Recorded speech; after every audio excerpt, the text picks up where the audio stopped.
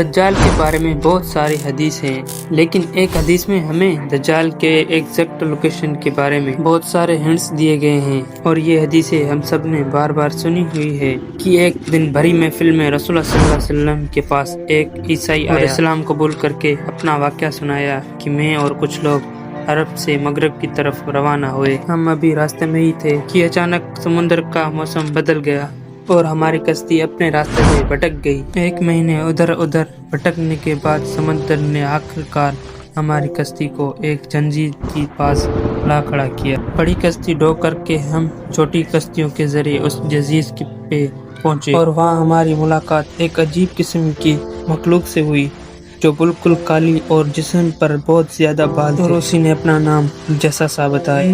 ہم نے اس سے پوچھا تم کیا چیز ہو، کیا مخلوق ہو؟ اس نے بولا مجھے چھوڑ دو، وہاں ادھر ایک مندر ہے، ادھر جاؤ، وہاں ایک شخص تمہارا بہت شدت سے انتظار کر رہا ہے۔ ہم نے ایک شخص کو زنجیر میں باندھا ہوا دیکھا اور اس نے ہم سے 3 سوال پوچھے کہ مجھے بیسان کے درختوں کے بارے میں بتاؤ، کیا اس میں کوئی فروٹ پھل وغیرہ ہے؟ ہم نے کہا بالکل، وہاں بہت فروٹ پھل وغیرہ ہیں۔ اس نے کہا بہت جلد وہاں کچھ بھی نہیں ہوگا۔ پھر اس نے پوچھا کوفتہ بحریہ کے بارے میں بتاؤ، کیا اس میں پانی ہے یا نہیں؟ ہم نے کہا وہاں بہت پانی پڑا ہوا ہے۔ اس نے کہا بہت جلد یہ بھی خشک ہو جائے گا۔ پھر اس نے کہا مجھے اس امی پیغمبر کے بارے میں بتاؤ، کیا کیا کیا ہے اس نے ابھی تک؟ ہم نے بتایا کہ وہ مکہ سے نکل کر مدینہ میں آباد ہو چکا ہے۔ اس نے کہا کیا واقعی وہ یثرب مدینہ آ چکا ہے؟ یہ کہتے اس نے کہا کہ اب میں بتاؤں میں کون ہوں؟ میں ہوں دجال، اور بہت جلد میں اپنی قید سے آزاد ہو جاؤں گا اور تمام علاقوں میں جاؤں گا سوائے مدینہ یعنی یثرب کے۔ رسول اللہ صلی اللہ علیہ وسلم نے تمام لوگوں کو مخاطب کر کے کہا اے لوگو، یہ ہے یثرب مدینہ تعمیردار جو کہہ رہا ہے، مجھے اس میں سچائی نظر آ رہی ہے۔ یاد رکھو دجال شام کے سمندر میں ہے اور نہ یمن کے سمندر میں۔ اور اپنے ہاتھ سے مشرق کی طرف اشارہ کر کے کہا دجال مشرق میں ہے، دجال مشرق کی طرف ہے، دجال مشرق کی طرف ہے۔ اب سمپل سی بات ہے، ایزی ون نول کے مشرق کی طرف صرف ایک کے بعد ان کی کشتی ایک جائزے پہ رکی تھی۔ Let's just find out all the island east of Medina, Medina کے ایسٹ میں دیئر دا فیمس اربان، اور اس میں مائیکلی 4 جزیرے پائے جاتے ہیں۔ سیکوٹان in India, Masirah island in Oman, and Astola in Astola island. In Pakistani حدیث میں کلیئرلی فرمایا گیا ہے کہ دجال یمن کے سمندر میں نہیں ہوگا، تو یہ 2 آئلینڈ تو نکل گئے۔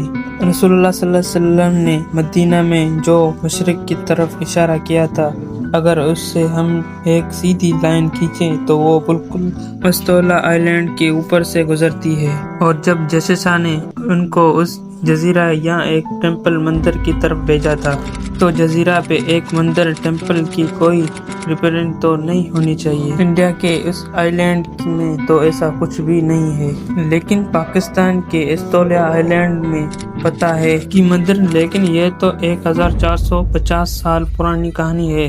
مندر تو ابھی 40-50 سال پہلے بنا ہوگا۔ 2000 سال پرانا مندر، اور مندر بھی کس کا؟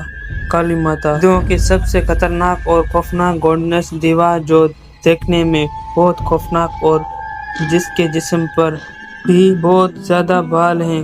جس ان اصحابیوں نے جس عجیب سے مخلوق کی بات کی تھی، وہ بالکل ہندوؤں کی اس بھگوان سے ملتا جلتا ہے۔ لیکن اگر آج آپ استولا آئلینڈ جائیں تو آپ کو دجال نہیں ملے گا۔ وہ آزاد ہوا ہے یہ تو نہیں پتا، لیکن یہ جو جساسا ہے اس کو غور سے دیکھیں۔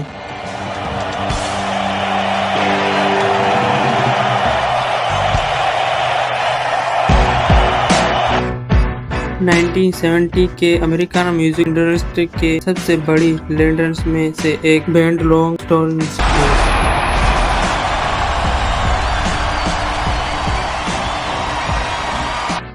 جس نے اپنا یہ لوگ ہندو گاڈن کالی ماتا سے انسپائر ہو کے بنایا، اور یہ لوگ پچھلے صدیوں کے سب سے مشہور لوگ میں سے ایک ہیں۔ رولنگ سٹونز لینڈ کو one of the greatest of all time दज्जाल के जजीरा वाली जसासा का पूरी दुनिया के म्यूजिक इंडस्ट्री और फिल्म इंडस्ट्री को सेव करने में बहुत बड़ा हाथ है।